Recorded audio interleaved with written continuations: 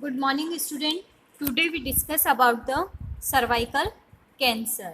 Cervical cancer जो है यह एक रिप्रोडक्टिव सिस्टम जो मेनली सर्विक्स जो रहेगी उसके अंदर कैंसर सेल का ग्रो होना आता है सर्वाइकल कैंसर के अंदर।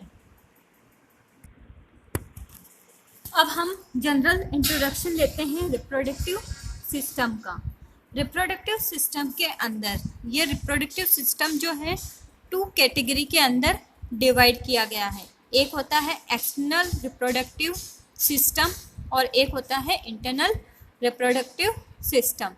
इंटरनल रिप्रोडक्टिव सिस्टम जो है लोअर पार्ट टू अपर जो रहेगा, लोअर पार्ट के अंदर वजाइना, फिर सर्विक्स, फिर उसके बाद यूटेराइन कैविटी और उसके बाद रहता है फैलोपियन ट्यूब और ओवरी। ठीक है। नॉर्मल अब अपन बात करते हैं सर्विक्स का, कार्सिनोमा इन सर्विक्स। इसके अंदर डायग्राम के अंदर देखिए, फर्स्ट जो है प्री कैंसर। प्री कैंसर के अंदर क्या होता है कि जो नॉर्मल हेल्थी एपिथेलियल सेल जो है ये चेंज हो जाती है और ग्रो करती है आउट ऑफ कंट्रोल, बट इसके अंदर वेल डिफरेंशिएटेड फीचर्स जो है यह प्रेजेंट रहेगा। फिर प्री कैंसर स्टेज के बाद नेक्स्ट आती है डिस्प्लेसिया। डिस्प्लेसिया के अंदर ग्रोथ के साथ क्या होता है, मेटाप्लेसिया हो जाता है। It means abnormal cell go away without treatment but may turn cancerous. ठीक है, डिस्प्लेसिया होगा। डिस्प्लेसिया के बाद carcinoma in intraepithelial neoplasm रहेगा। फिर उसके बाद कार्सिनोमा डेवलप होता है। कार्सिनोमा 2 टाइप्स के अंदर रहेगा। फर्स्ट जो है स्क्वेमस सेल कार्सिनोमा, यह mainly 80 to 90% of squamous epithelial layer जो रहेगी सर्विक्स की उसके अंदर रहेगा। इट मीन्स यह एक्टो सर्विक्स वाला जो पार्ट रहेगा उसके अंदर प्रेजेंट रहेगा। एडिनो कार्सिनोमा, यह 10 to 20% जो कोलुमिनार एपिथेलियम रहेगी उसके अंदर प्रेजेंट रहेगा। मेनली जो एंडो सर्विक्स के अंदर रहती है कोलुमिनार एपिथेलियम वहाँ पे प्रेजेंट रहेगा। नेक्स्ट है नॉर्मल कैंसर सेल कैसे डेवलप होती है।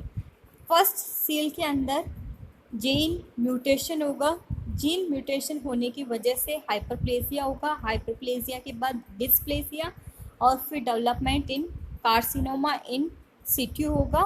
और कार्सिनोमा इन सिटू जो है यह इन्वेजिव कैंसर के अंदर डेवलप होगा।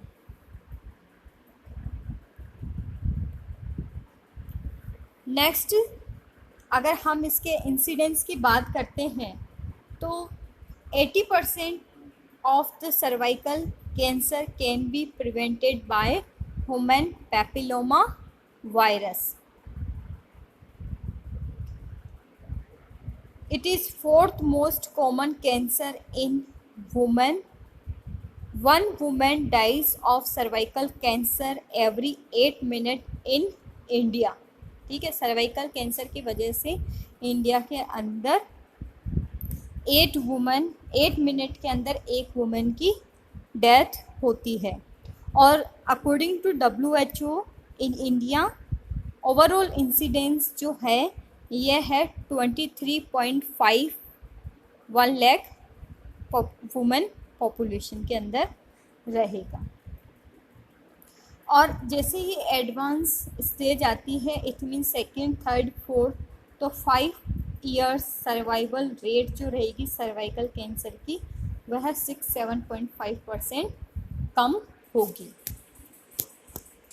नेक्स्ट है रिस्क फैक्टर। इसके अंदर फर्स्ट जो है early age of sexual exposure जो रहेगा, इससे चांसेस होता है कि ह्यूमन पॉपुलोमा वायरस के कांटेक्ट में हो सकता है। Smoke, repeated pregnancy, use birth control pills for a long time with high estrogen pill, ये जो कॉन्ट्रासेप्टिव पिल यूज़ कर रहे हैं उसके अंदर हाई एस्ट्रोजन कंटेंट रहेगा और वह लंबे टाइम तक यूज़ करते हैं तो वह अबनॉर्मल प्रोलिफरेटिव चेंजेस डेवलप करेंगे। नेक्स्ट, पुअर हाइजीन या वुमेन हैव HIV पॉजिटिव या वीक इम्यून सिस्टम जो रहेगा तो उसकी वजह से ह्यूमन पैपिलोमा वायरस है उसका इन्फेक्शन इंक्रीज रहता है।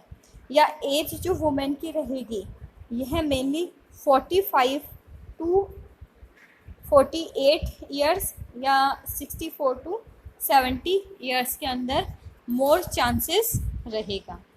मल्टीपल सेक्सुअल पार्टनर रहेंगे या जो ह्यूमन पैपिलोमा वायरस का इन्फेक्शन है वुमेन के अंदर तब भी डेवलपमेंट के चांसेस इंक्रीज रहेंगे। नेक्स्ट है sign and symptoms. Sign and symptoms जो है वह डिपेंड ऑन स्टेजिंग रहेगा। मेनली जो वुमेन है यह first stage carcinoma in situ 0 stage और फर्स्ट स्टेज तक एसिम्प्टोमेटिक रहती है इसके अंदर। फिर उसके बाद सेकंड जो है वह है foul smelling vaginal discharge out होगा। नेक्स्ट, पोस्टकोइटल ब्लीडिंग, इसे कॉन्टैक्ट ब्लीडिंग भी कह सकते हैं। Intermittent spotting, it means intermenstrual bleeding रहेगी। डिस्फर्निया, पेल्विक पेन जो है इसकी सीवियरिटी अलग अलग रहेगी। यह डिपेंड ऑन रहेगा involvement of uterosacral ligament. Uterosacral ligament का अगर इन्वॉल्वमेंट है तो उसकी वजह से बैकएक और डीप सीटेड पेन फील होगा।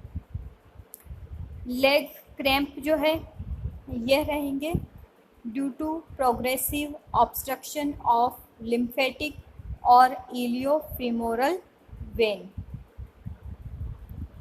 फिर उसके बाद नेक्स्ट, वेट लॉस जो रहता है क्योंकि वुमन का कंटिन्यू ब्लीडिंग की वजह से वेट लॉस डेवलप होता है। फिर होता है PMB। Next, anorexia, loss of appetite रहेगी। Incontinence of urine and stool, incontinence जो रहेगा यह मेनली फिस्टूला फॉर्मेशन की वजह से हो सकता है या ऑब्स्ट्रक्शन की वजह से हो सकता है। नेक्स्ट है डायग्नोसिस के लिए सबसे पहले जो है पैप स्मीयर किया जाता है। इसके अंदर क्या होता है, स्पेक्युला के थ्रू स्क्रैप करके सर्विक्स का जो ओस है वहाँ से सैंपल लेंगे, ठीक है, और उसके बाद स्मीयर प्रिपेयर करके टेस्ट करेंगे। पैप टेस्ट के लिए जो पोजीशन है यह मेनली लिथोटॉमी पोजीशन अप्लाई करनी चाहिए। इसके लिए जो स्ट्रेन है लुगोल, आयोडीन और एसिटिक एसिड है। Cytology of suspected area done with help of scraping of cell with spatula और साइटो ब्रश। एज जो है 35 ईयर्स होनी चाहिए और इंटरवल एवरी 3 ईयर्स के अंदर होना चाहिए। पैप स्मीयर टेस्ट जो है जो वुमेन की 35 या near to pre menopausal symptoms जब डेवलप होते हैं तब किया जाता है। इसके अंदर सबसे पहले यह एक आउटडोर प्रोसीजर होता है। इसके लिए वुमेन को लिथोटॉमी पोजीशन देंगे। फिर उसके बाद जो कॉस्को स्पेकुलम है उसको वजाइनल रूट के थ्रू इनर साइड में इंसर्ट किया जाता है। जब पेप स्मीयर के लिए अगर सैंपल कलेक्ट करना है तो हम एनेस्थेटिक या स्टेराइल टेक्निक के लिए जो स्वाब या एंटीसेप्टिक लोशन यूज़ करते हैं इसका यूज़ हमें नहीं करना है। क्यों? क्योंकि इससे जो सेलुलर स्ट्रक्चर रहेगा, एपिथेलियल जो लेयर है, इसके स्ट्रक्चर में वेरिएशन आ सकती है इसीलिए। तो सबसे पहले हमने जो है स्पैचुला से जो अफेक्टेड एरिया है वहाँ से सैंपल को स्क्रैप करके लाना है। स्क्रैप करके लाते ही सबसे पहले इसको एक स्लाइड पे स्मीयर बनाना है। स्मीयर बनाने के बाद फिक्स करना है और फिक्स करने के बाद स्टेन जो नाम है लुगोल आयोडीन और एसिटिक एसिड, इसको यूज़ करके अंडर माइक्रोस्कोप विजुअलाइज करना है कि नॉर्मल जो सर्विक्स है और अबनॉर्मल जो सर्विकल सेल है इसके अंदर क्या चेंजेस है, ये हमें हेल्प करेगा। नेक्स्ट होता है बायोप्सी। बायोप्सी के लिए ओपन बायोप्सी की जाती है और एक जो है लूप इलेक्ट्रो सर्जिकल बायोप्सी, जिसके अंदर कोन बायोप्सी जिसे कहते हैं, इसका यूज़ होगा। डायग्नोस्टिक्स के लिए एक तो ह्यूमन पैपिलोमा वायरस का है, इसके लिए इम्यूनोलॉजिकल टेस्ट जो है उसको अप्लाई किया जाता है, ठीक है। और इम्यूनोलॉजिकल टेस्ट के साथ ultrasonography, CT scan, PT scan और एमआरआई ये एग्जैक्ट मेजर करने में हेल्प करते हैं कि ट्यूमर का साइज़ क्या है, ट्यूमर का एक्सटेंट क्या है, या ट्यूमर जो है ब्लैडर को, रेक्टम को, पैरामेट्रियम को या लिम्फ नोड इसमें इन्वॉल्व है या नहीं, ये हमें प्रॉपरली आइडेंटिफाई करने में हेल्प करता है। और पीईटी टेस्ट जो है ये है सुपीरियर होता है सीटी और एमआरआई के कंपैरिजन में।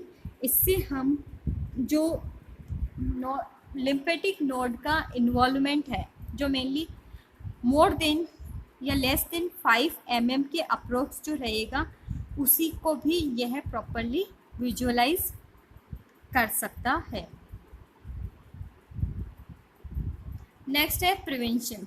प्रिवेंशन के लिए फर्स्ट जो है identify high risk mother, high risk female जो मेनली जिसके अंदर ह्यूमन पैपिलोमा वायरस है या early age of first pregnancy है ना, हाई पैरिटी है, टू मैनी बर्थ्स है या टू फ्रिक्वेंट बर्थ है या long term use of contraceptives use कर रही है ना, लो सोशियो इकोनॉमिक है या low maintenance of genital hygiene है, उस वुमन को सेलेक्ट करना है और उसके सेक्सुअल बिहेवियर के अंदर लिमिटेशंस रखना है। और prophylactic vaccine human papilloma virus के लिए वुमेन को देना है। मेनली इसकी 2 और 3 डोज होती है। जो एज 12 to 18 ईयर्स अगर एज है वुमेन की उसके अंदर भी यूज़ कर सकते हैं, या 16 to 25 ईयर्स एज होगी तब भी इसको यूज़ करेंगे। यह डोज जो है 0 to 6 मंथ के इंटरवल में देना है, ठीक है। वुमेन को सेफ सेक्स प्रैक्टिस इसके लिए यूज़ ऑफ कंडोम या प्रिवेंशन के लिए removal of cervix during hysterectomy यह यूज़ करना है। वैक्सीनेशन जिसके बारे में अपन ने पढ़ा था, इसके लिए bivalent protect against human papilloma virus देना है 16 and 18 की एज के अंदर। डोज जो है 0 डोज, फिर 1 डोज, फिर 0, फिर 1 मंथ के बाद, फिर उसके बाद 6 मंथ के बाद डोज देनी है, ठीक है। ये वैक्सीन का नाम भी दे रखा है सीरा वैरिक्स।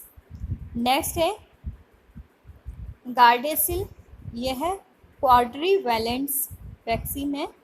यह ह्यूमन पैपिलोमा वायरस या अदर जो लो रिस्क वेरिएंट है उनमें दिया जाता है। यह भी 0-1-6 कैटेगरी में देंगे। फिर उसके बाद ट्रीटमेंट के अंदर हिस्टेक्टोमी है।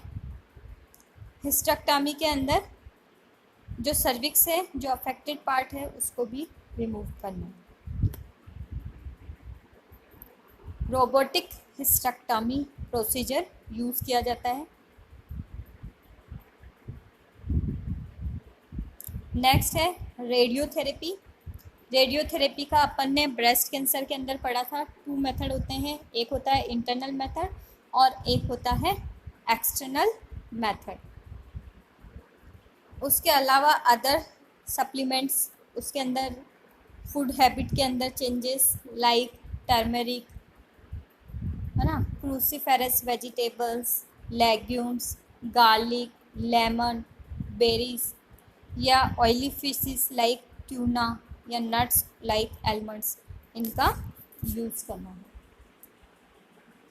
ये सारी जो डाइट है ये एंटी कैंसर इसलिए बोलते हैं क्योंकि यह एंटी ऑक्सीडेंट्स और विथ विटामिन्स एंड मिनरल्स वाले फूड होते हैं। इनका प्रॉपर यूज़ करके हम अबनॉर्मल सेल ग्रोथ को रोक सकते हैं।